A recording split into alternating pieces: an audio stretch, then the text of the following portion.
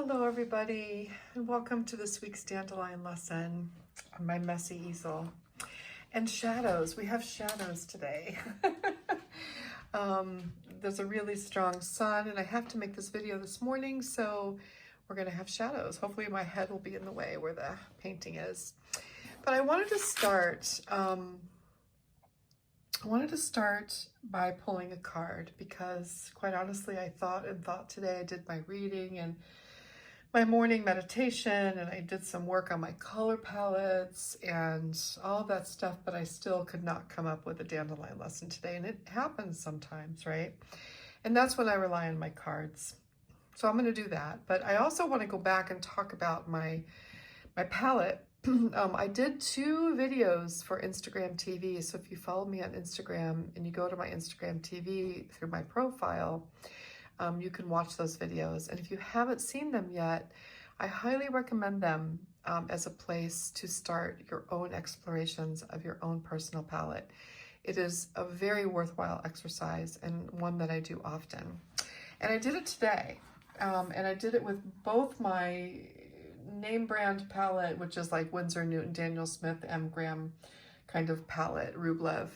But I also did it with my Stoneworks Mill palette, which is my other go-to. And this is my big one, but I've narrowed it down to 12 colors again. And so these, I'm gonna put these in another palette later.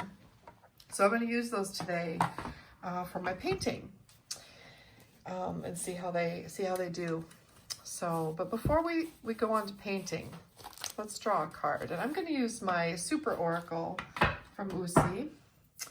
And I really love this Oracle deck. I love the artwork. It's just beautiful pen and ink line work. Just gorgeous. And these cards they're very grown up. That's all I can say. I love them. They were a gift given to me by one of my dearest, sweetest friends, Lisa. And I treasure them and I use them almost every day. So let's see here. I just shuffle randomly. I don't go crazy about it. And then I sort of put them like this and let them fall into my hand and see where it, what it gives me. So I'm gonna do that right now. And then this is the card that's on top and it is Conflict. So let's see what Conflict says. Let's look at the card first. So Conflict, I see one arm holding a shield, another shield on the other side. They're I don't know why, but because I've got the new moon in my mind right now, it's the new moon in Taurus. I see this as the moon and the moon phases perhaps, and then it's not, but that's how I see it right away intuitively. And then this is the sun. So we've got the sun and the moon polar opposites, right, in a way. And then I see arrows flying in all directions, none of them really hitting anything specific, but just kind of flying in all directions. So what does that mean? Well, I want to look in the guidebook because the guidebook to this Oracle deck is really important. Often I just read things intuitively, but this guidebook is so well written that I like to read it. So if I go in the table of contents and I look for Conflict, it's here, page 103. So let's go to that. And here they have a drawing of the card. And let's read what it says. Conflict is bound to happen in our lives. It is unavoidable. We have disagreements, differences of opinions, ideas that challenge another's beliefs. That is humanity in all its glorious, multitudinous splendor. How we respond to these differences and how we profit from them is largely dependent on how well we can see beyond our front door. Always on guard at our personal border stands our ego. Emotion is right behind. The pull from both is as strong as an ocean current, ebbing and receding with gravitational strength. Controlling these tides means relaxing into them, letting them wash and break upon you, so your heart, your mind can weigh and sift through them calmly instead of with hasty suspicion and distrust, to find the treasure of understanding waiting just below the surface. The key words for this card are maturity, understanding, strength, action, and restraint. This should be an acronym, MUSAR, MUSAR. Maturity, understanding, strength, action, and restraint, and how we balance those two, right? Action and restraint. These are things that our world desperately needs right now, I think. But what I think strikes me the most about this for the world right now is how we respond to these differences and how we profit from them is largely dependent on how well we can see beyond our front door. Yeah. I'll just let you think about that on your own. But how do we see this in the light of a creative practice? Let's read it again in light of a creative practice. Conflict is bound to happen in our creative practice. It is unavoidable.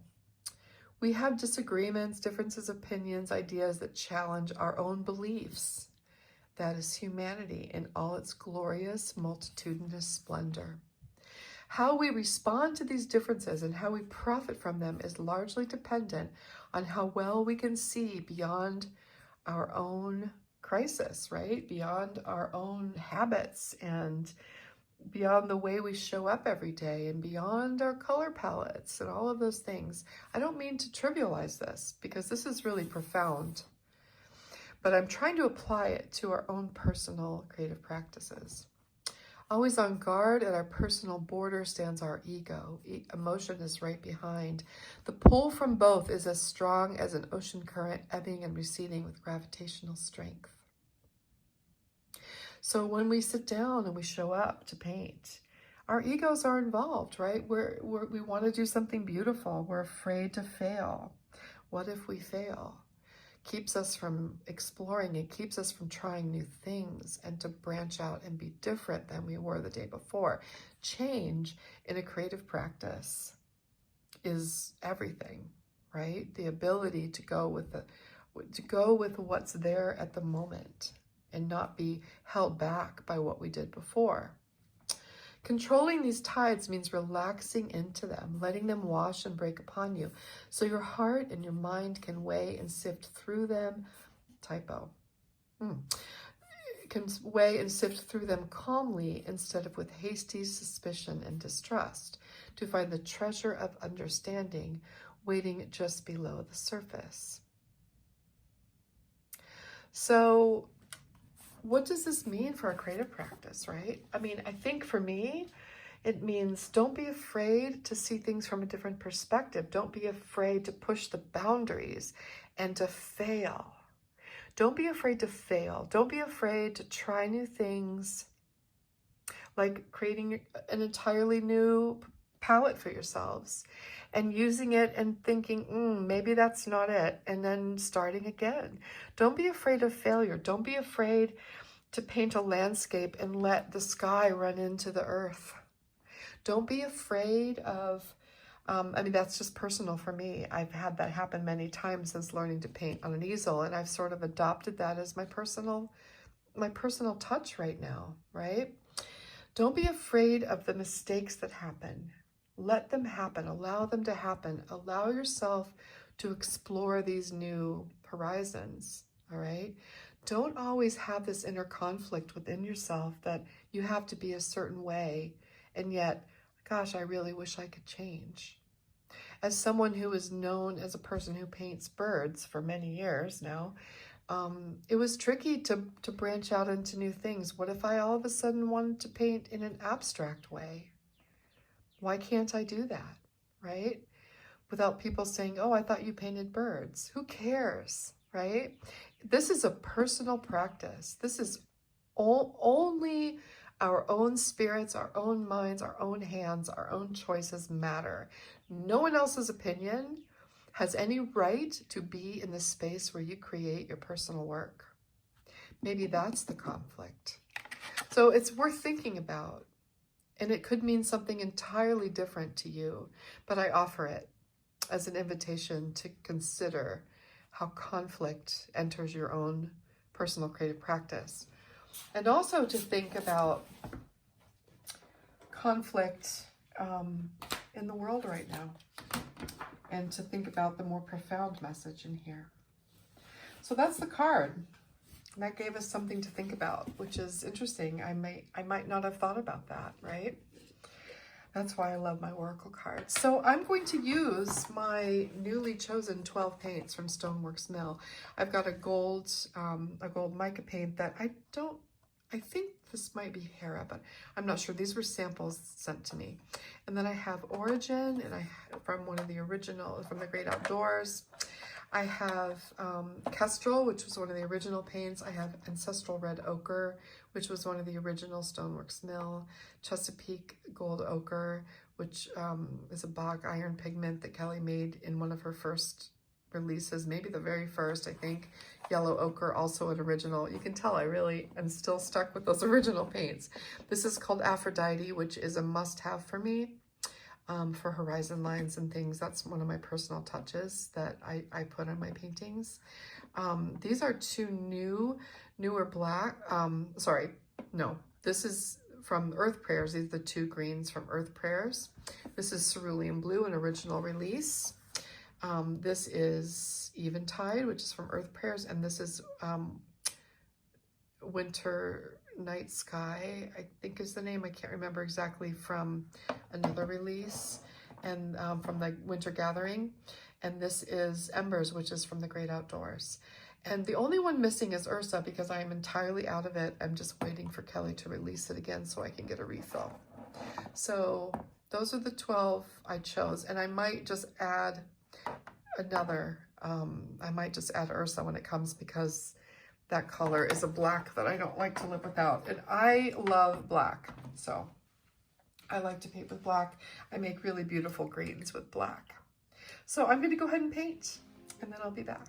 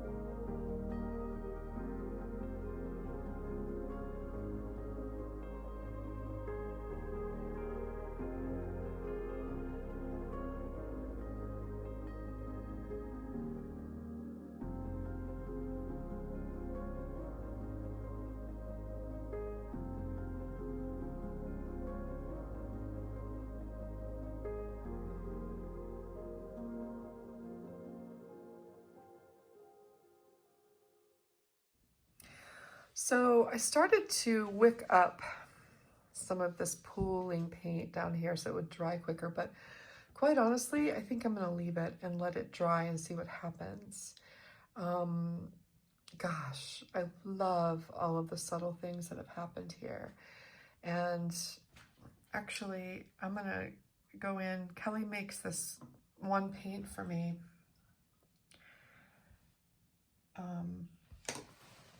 Let me find a pointy brush. It is kind of a holographic silver. Hopefully one day she'll bring it out. I don't know. But I just feel like I want to add that. And you know, metallics are kind of set aside. They aren't part of the palette. They're in addition to the palette. And I want to add in some of that. Because when it dries, it'll just look like little flecks of stardust. And you know, if you've watched me for any amount of time, how much I love sparkles. So my hand's a little shaky today. I don't know, it's not behaving, so I'm not able to make tiny dots like I usually do. But you probably can't even see these, but when they dry, they just become sort of like diamond dust. They're really pretty. Yeah.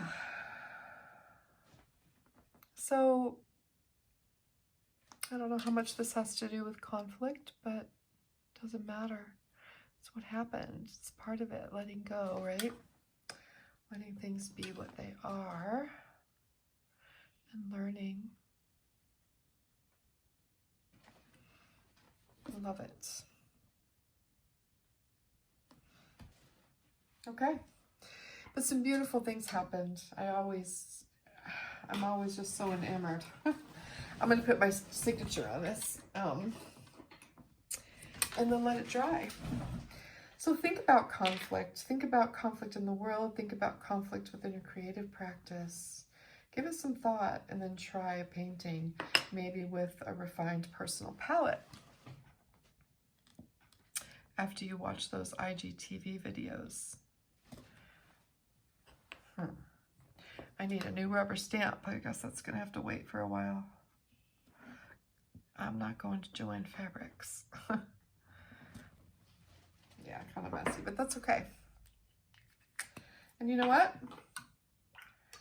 There's nothing saying I can't add some sparkle to that too. All right. All right, everybody. I hope this was helpful in some way. I hope it gave you some things to think about. And as always, I welcome your thoughts and comments here on Patreon or even on YouTube. All right. Take care and enjoy yourselves as much as you can. Be safe and well. Stay home.